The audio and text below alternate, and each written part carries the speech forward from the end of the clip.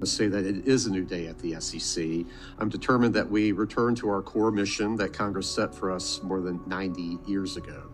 The SEC's three-part mission, as the chairman stated earlier, was enunciated by Congress in the Exchange Act, and that's investor protection, which is vital to our mission, holding accountable those who lie, cheat, and steal.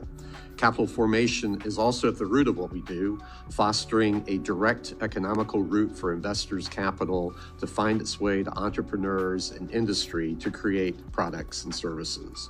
And the third core part of our mission is maintaining fair, orderly, and efficient markets. Congress calls on the Commission to ensure that our regulations balance costs and benefits, that they do not become too burdensome by adding needless friction to the marketplace, thereby undermining the capital formation that yields so much benefit. My time in public service and in the private sector has allowed me to see firsthand how regulations affect markets and investors. They can stoke innovation, facilitate investment goals, and create opportunities or burdens on businesses' ability to compete and to serve their customers.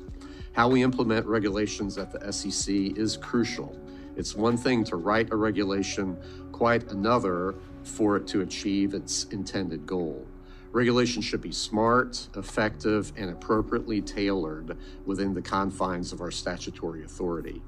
A key priority of my chairmanship will be to develop a rational regulatory framework for crypto asset markets that establishes clear rules of the road for the issuance, custody, and trading of crypto assets while continuing to discourage bad actors from violating the law.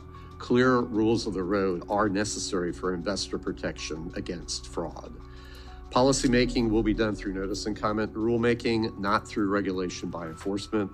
The Commission will utilize its existing authorities to set fit-for-purpose standards for market participants. The Commission's enforcement approach will return to Congress's original intent, which is to police violations of these established obligations, particularly as they relate to fraud and manipulation. The SEC is returning rulemaking to regular order. Our comment periods will not be artificially short, and the public will have ample time to provide feedback.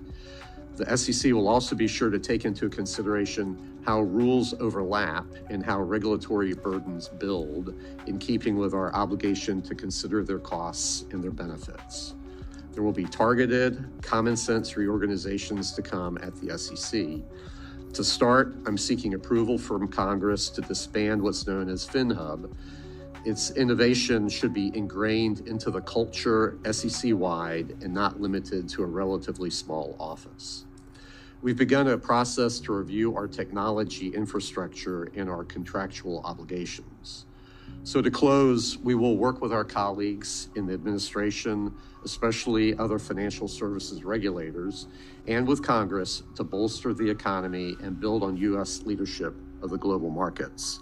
This SEC will take every effort to ensure that the United States is the best and the most secure place in the world to invest and do business.